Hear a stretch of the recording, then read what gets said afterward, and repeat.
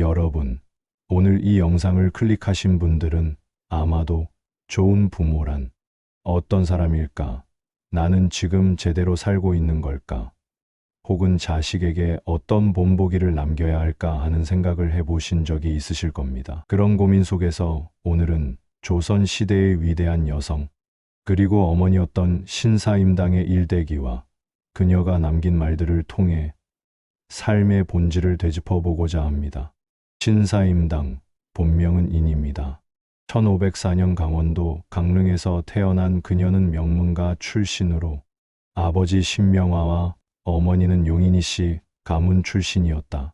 유년기부터 신사임당은 조부모 밑에서 자라며 유교적 교육을 철저히 받았고, 특히 외할아버지로부터 한문과 예술에 대한 깊이 있는 가르침을 받았다. 그녀의 집안은 학문을 중시하는 분위기였고, 당시 여성에게 드물게도 글을 읽고 예술 활동을 할 수 있는 환경을 제공받았다.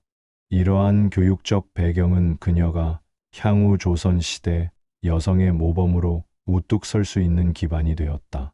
신사임당은 이러한 학문과 예술의 토대 위에서 스스로 학문과 예술을 연마해 나갔고, 청소년기부터 이미 시와 그림, 글씨 등 다양한 분야에서 뛰어난 재능을 드러냈다. 특히 자연을 소재로 한 정갈하고 섬세한 표현은 그녀의 내면 깊은 사유와 감성을 잘 보여준다. 강릉에서 태어난 그녀는 단아한 인품과 높은 학식, 예술적 감각으로 조선 최고의 여성 인물 중 한 명으로 꼽힙니다.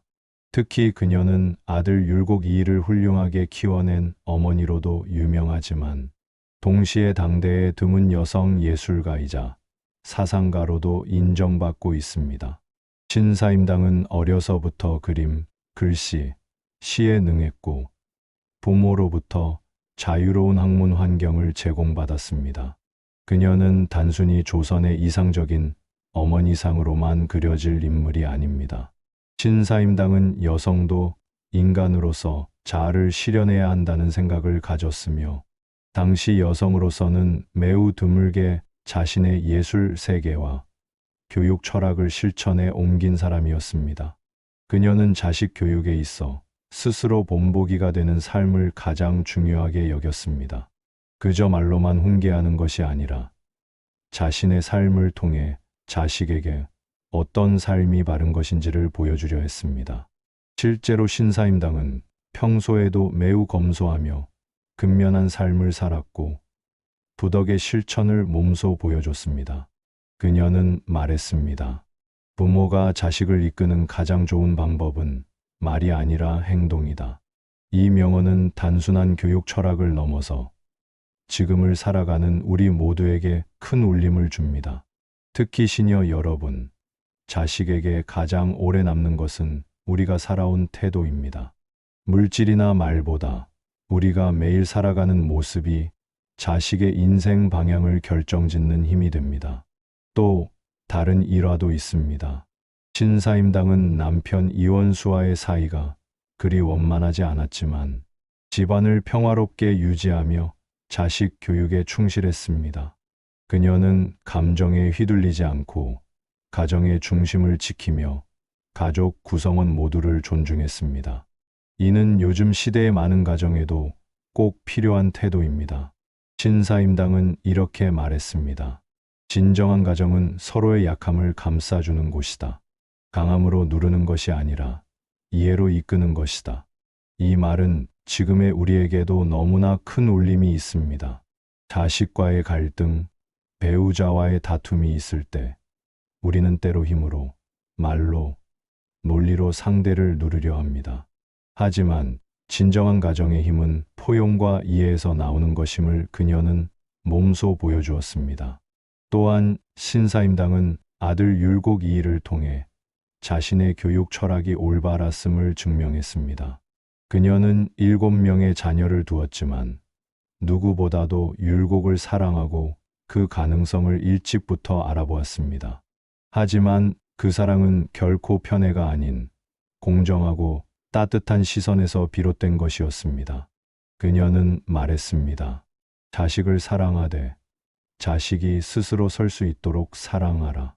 이 말은 자식을 과잉 보호하거나 모든 걸 대신해 주는 것과는 거리가 멉니다.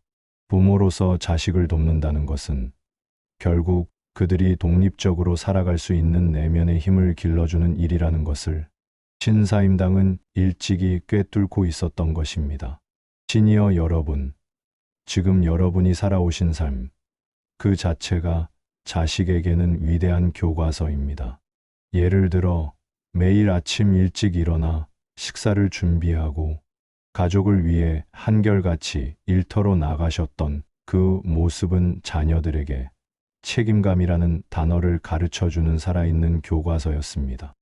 또 어려운 시절에도 이웃과 나누며 살아오셨던 분들의 이야기는 자녀들에게 함께 살아가는 삶이 무엇인지를 말보다 더 깊이 있게 심어주었지요.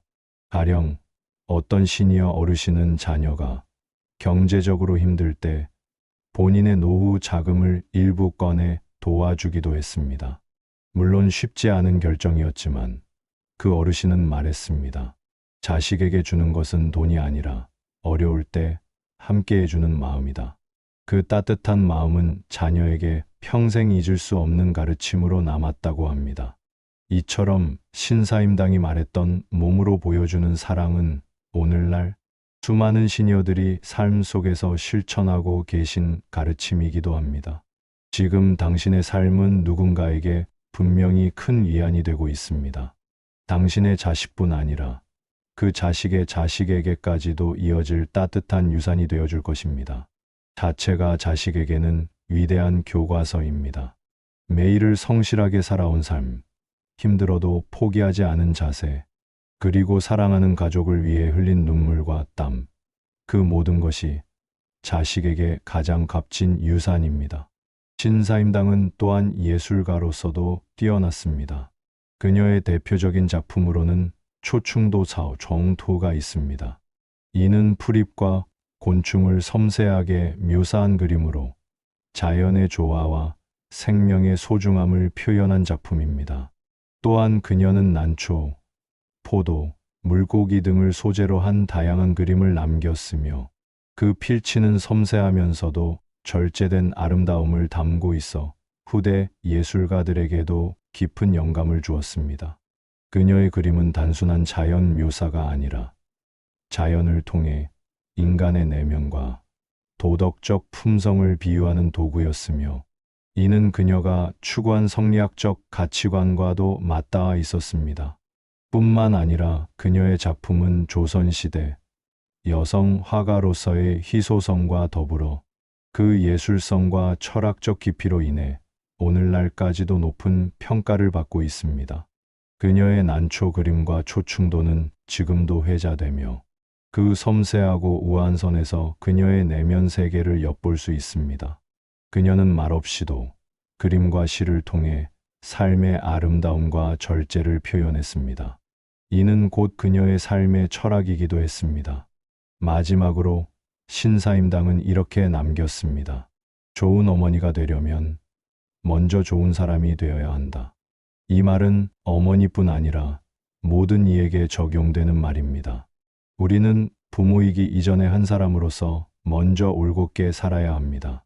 그래야 자식도 이웃도 우리를 존경하고 본받을 수 있습니다. 이 영상이 여러분의 삶의 작은 울림이 되기를 바랍니다. 구독과 좋아요, 그리고 여러분이 사랑하는 자녀에게 이 영상을 공유해 주세요. 여러분의 지혜가 다음 세대로 전해지는데 이 영상이 작은 도움이 되기를 진심으로 바랍니다.